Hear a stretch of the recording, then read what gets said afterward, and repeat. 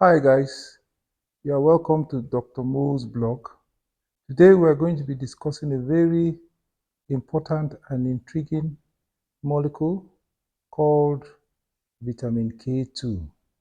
Now before I go on, I want to tell you that I take daily, every day I take this drug. It's called hydromin. I take it because it contains vitamin D3, vitamin K2, and magnesium. These three substances are contained in this drug along with many other molecules. But for the purpose of this video, we're going to be concentrating on vitamin K2, vitamin D3, and magnesium. Now, what is vitamin K2? Vitamin K2, there are two types of vitamin K. There is a vitamin K1 and then there is a vitamin K2. Those are the two families of vitamin K that you have. Vitamin K1 is also called phytomenadione or phyllomenadione because it's found mostly in plants, deep green leafy vegetables, and is also produced by gut bacteria. Now, vitamin K1 only works on one organ, and that is the liver. And in the liver, it works to help in the production of prothrombin and prothrombin-related clotting factors. Enter vitamin K2. Vitamin K2 is called menadione or menaquinone. Now, it is only found in animal sources, mainly from the liver and the internal organs of animals, but it can also be found in cheese and other fermented foods. It is also produced to a lesser extent by intestinal bacteria. Now, menadione is a family of molecules, and you have from MK, call them MK1 to MK9. Okay, but the most important ones are MK4 and MK7, and to some extent MK9. However, the most important form of vitamin K, which should be given as a supplement form, is vitamin K27, and that is what is contained in the drug that I introduced earlier on. Now, vitamin K2, unlike vitamin K1 that acts only on the liver, works on almost all organs in the body. The reason is that, the first reason for that is that, number one, it acts on calcium metabolism. Now, you realize that calcium is a fairly ubiquitous molecule in the body. But when levels of calcium increase to a certain level, it begins to get deposited in many organs, including blood vessels and other visceral organs, and it begins to cause problems. So the main function of vitamin K2 is to work with vitamin D3 to make sure that calcium is not deposited in extra osseous, that is outside the bone, but it helps vitamin D3 to deposit calcium in large amounts, in adequate amounts in the bone. So its function is to help strengthen the bone to deposit a lot more calcium than would otherwise have been. So because of this, it prevents osteoporosis and osteopenia. Now, the other function of vitamin K2, as I said, is to prevent deposition of calcium in blood vessels. So, because it prevents deposition of calcium in the aorta, thereby preventing the aorta from becoming stiff and preventing it from developing what we call dissecting aneurysms. It also prevents the deposition of calcium in coronary blood vessels.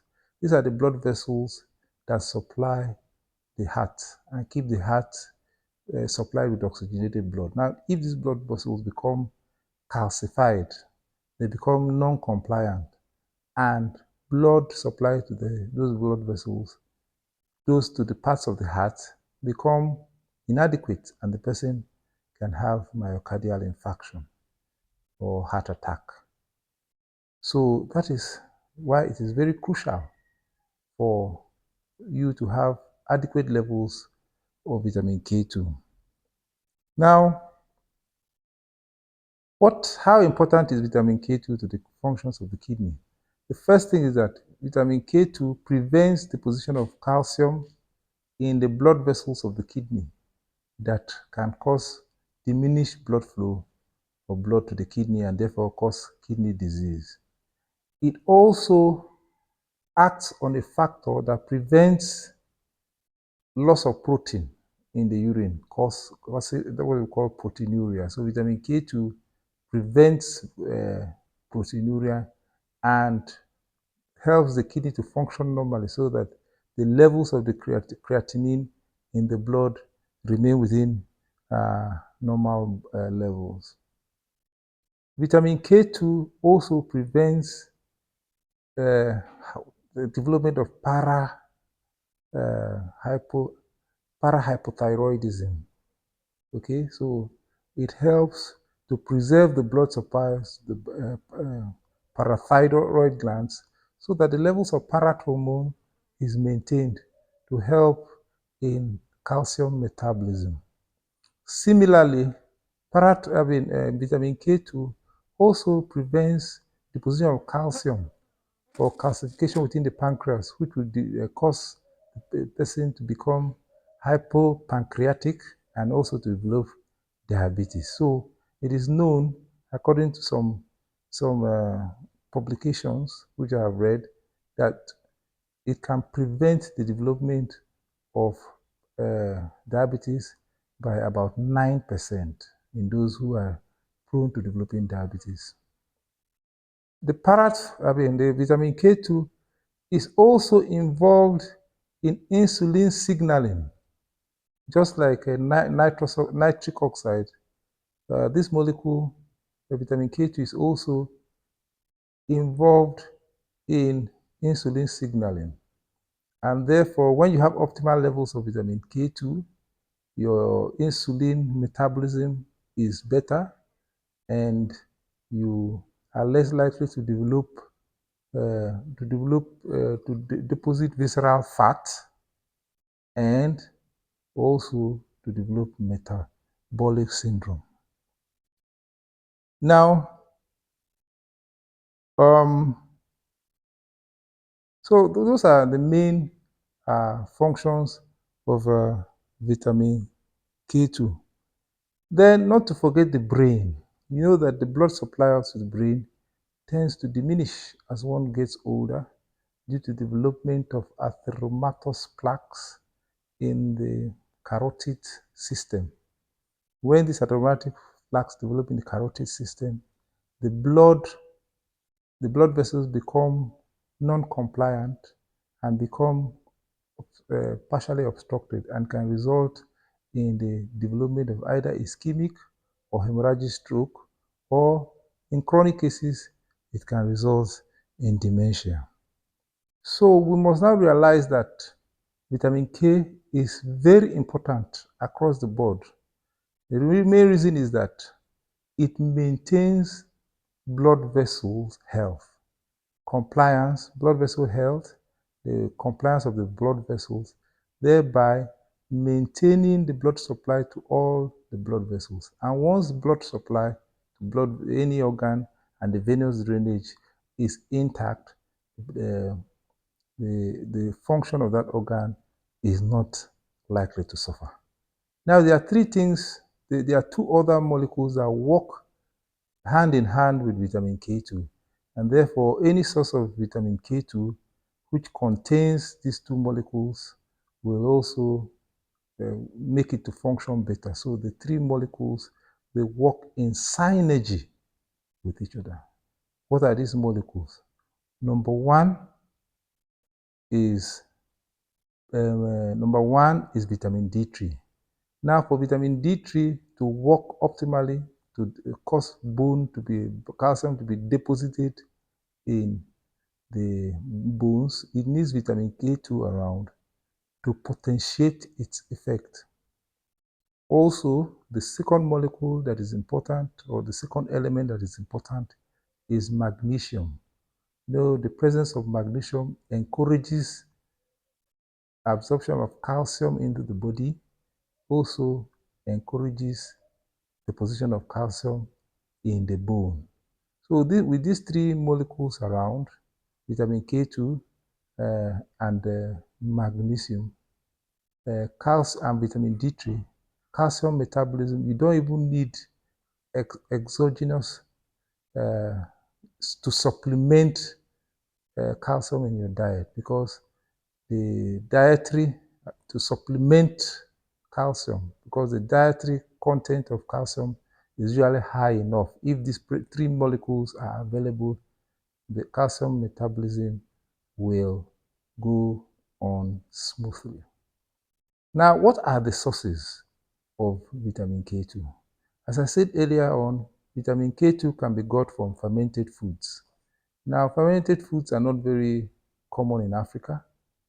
The people who eat a lot of fermented foods are the Asians, particularly the Japanese. You have natto, which is fermented soya beans.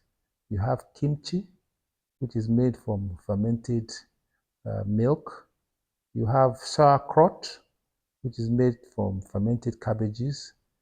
And you have kefir, which is made from fermented green tea. So these are all good sources of vitamin K2. This particular source is very important because what you get there is vitamin K27, which is the most biologically available form of vitamin K. Now, when you eat in the intestine, the liver, and other viscera from animals, you can also get vitamin K. But the vitamin K2 that comes from these sources is vitamin K24. Now, vitamin K24 is a vitamin K2 and it works like vitamin K27, but it is not as easily absorbed into the body as vitamin K27. So in Africa, some of the fermented foods that I know that we eat are seasonings like fermented soya bean, fermented locust bean, and the fermented iron bean, which is made into okpehe or dawadawa. Now, these are important sources of vitamin K2 in our diets. But the problem now is that we do not add so much of this, except in some cultures. We do not eat so much of these things. We just add a pinch of it to our diet. So we should learn to eat more fermented foods, to use these local seasonings, and to use them liberally, use them in every meal, not just for soup. You can use it to prepare jollof rice and other things, and add ample amounts. Instead of adding salt, you can use that as a source of vitamin. It will give you a good source of vitamin K2. In the absence of this, the only other source of vitamin K2 is supplemental. Now, in the market, the only brand of vitamin K2 that I like, which is highly is called Hydromin, made by Nuva-Ben Pharmaceuticals. Now, the good thing about this is that it contains vitamin D3, vitamin B12, folic acid, and zinc to help boost the immune system. But most importantly, it contains this triad of molecules. It contains vitamin K27, vitamin D3, and magnesium. So if you are able to lay your hands on this, it's available in pharmacies all over the country. If you can lay your hands on it, you take it daily, it will help your cardiovascular and general health. Thank you very much. Do not forget to subscribe to my channel, share, make comments to make me improve the quality of my videos, and then to press the notification bell so that each time I make a new video, you will be notified. Thank you very much for your support. Bye.